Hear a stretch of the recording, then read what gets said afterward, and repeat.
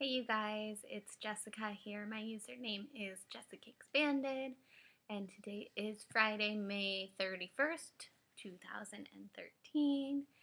And I'm not sure what week this is for me. Maybe 40, I think, or 42, somewhere around there. Post-op lapband surgery.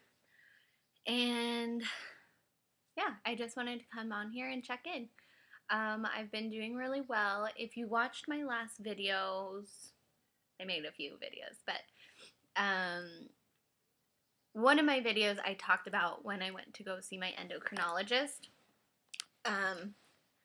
and he said that I should be going dairy-free and gluten-free. And the way he kind of premised it was that as far as the dairy goes, since my hormones are all out of whack, as far as my medication and my thyroid hormones and my T4, my T8, whatever, all that stuff, that he really doesn't want me to add any extra hormones in my body, even if it's small amounts, like in milk. And he also said the lactose in the milk is basically like sugar, like milk sugar. I don't really know how that all works out. I know in my head, like, it makes sense to me, but it's hard for me to like explain it. But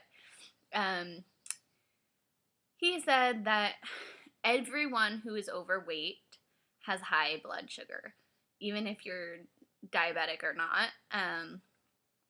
Your blood sugar levels are higher than normal people. And so adding the lactose and other cheese and stuff like that, it'll like affect your blood sugar levels, I guess. I don't really know, but I'm just doing what he's telling me to do. So he said cut out the dairy, which has been so hard for me. He also said cut out gluten. And I don't have celiac disease or anything like that, but he said everyone could benefit from cutting out gluten. So, hold on. Hello. Hi. Okay, I'll leave in about 15 minutes. Okay. Bye. I will. Bye. Sorry, that was my mom. He said everyone could benefit from cutting out gluten. And the way he said it was like, do the best that you can. And I'm not going to throw away everything in my fridge for right now, and I'm not going to be obsessive over reading labels and stuff, but I do want to educate myself on what has gluten and what doesn't, and like what has dairy and what doesn't, and everything does, basically. I was in the grocery store the other night, and you can go to the gluten-free aisle, and they have some like boxed mixes and stuff like that, but as far as just daily, everyday things, that's where it gets kind of hard. So, and I don't want to like start making gluten-free brownies every day and being like, oh, it's gluten-free, I can have it, because it's, you still have to take into account the calories too, and the nutritional value. So, that's that. Yeah, it's something else I was going to say, but I totally forgot. Oh yeah, like, and things like oats. Oats are naturally supposed to be gluten-free, but a lot of oats aren't completely 100% gluten-free because they're manufactured with gluten, with wheat product. And I did end up buying certified gluten-free oatmeal, but like I'm not going to stress about that, because it's such small amounts. And he said that's totally fine, just do what you can. And as far as dairy goes, I know that I should cut out milk and I know that I should cut out cheese. I'm not saying everyone should, but that's per my doctor's orders. And I said, "Well, is milk really that bad for you?" And he said, "Well, it's not bad for everyone, but it's bad for you and your needs." So, and I said, "Well, I love milk." And he's like, "Of course you do. You're craving it. Your body craves that extra, like, whatever is inside of it, and it's craving that. And you are eating too much of it." So, as far as the dairy goes, I'm really going to try to cut back. And day-to-day basis not have anything. It's hard, like, especially like cottage cheese, because cottage cheese is like the perfect diet food for me because it's like so easy and I can take it with me and it's like really high in protein. And I love it, and you can put different stuff in it. Oh my gosh, I love cottage cheese, and I'm gonna try to cut that out too. Haven't been perfect, but I've been doing really, really well, and I've been trying hard.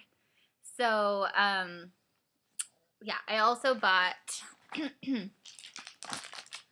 I bought these Quest bars. I know a lot of you eat them.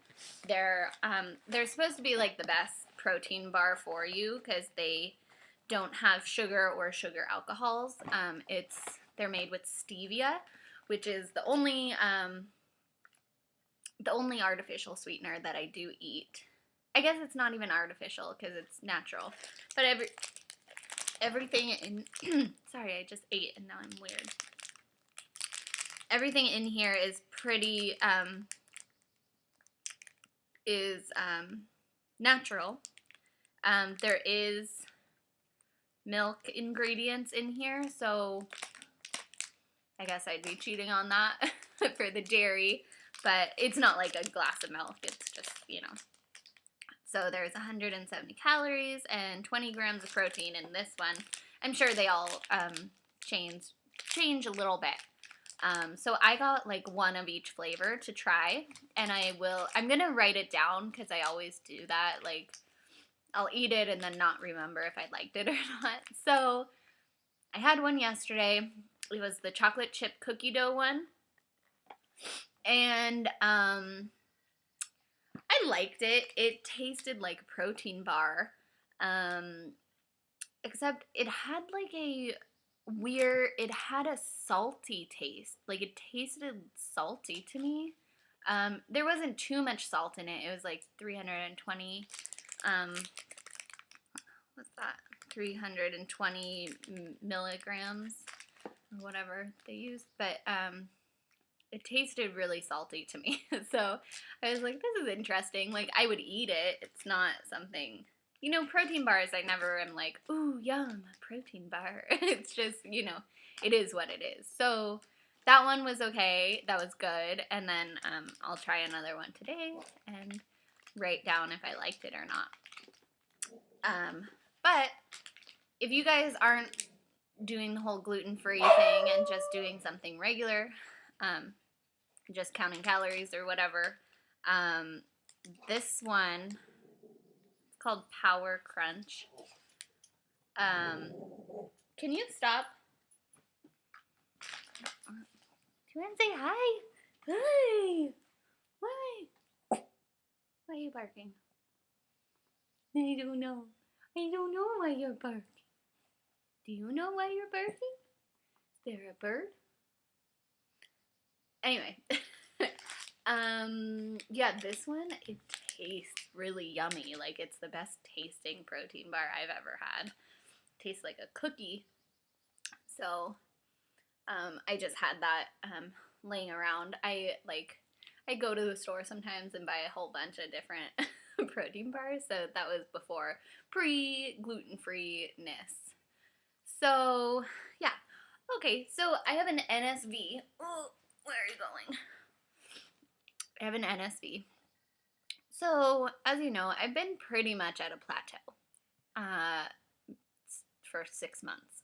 And I've been working really hard. I've been working with a trainer. I work out a lot. I've upped my workouts crazy. And I I went to my massage therapist, and I haven't seen him in about 2 months, and he was like working on my arms, and he goes, and I'm like, yeah, I've been working out a lot, and he's like, damn, you're hella swole.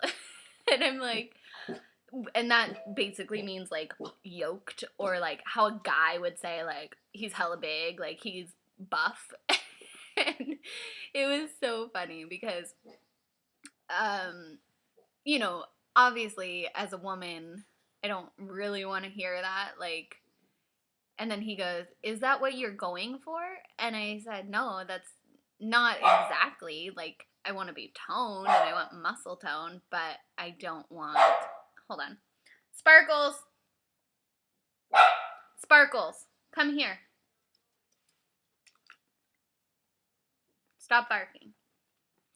I told him, I was like, I don't want to be buff, but I said that's naturally what I'm like. When I work my arms and my shoulders, that's what happens to me, and that's my body type. And I think the point is that I am embracing the way my body is. I'm never going to be long and lean because I'm 5'2" and I have short limbs and I'm muscular. That's just the way I am. And I'm not like bulking up, but I've lost about, I don't know, 1.5 inches from my arms or so in this whole process, but which really isn't a lot considering how much I've lost. And but now it's all just muscle. Like, I have some flab, like if I go like this, you can't see because I'm wearing a shirt, but like under here it's flabby, and like up here I still have like fat, but otherwise it's just all muscle. It's like my biceps are big. So anyway, I thought that was funny.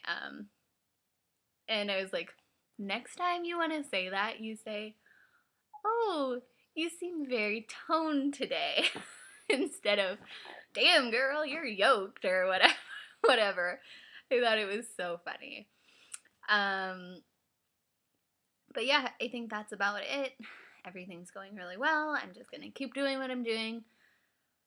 I want to get into the 160s. I'm going to die if I don't here soon. It's going to be a problem. So slowly getting there, and but I'll do it, and I'll get past the 160s too. I'm going to get to my goal weight. I just don't know when. So anyway, if you have any questions, let me know. Also, if you have Instagram and you want to follow me, hold on, let me just double check here.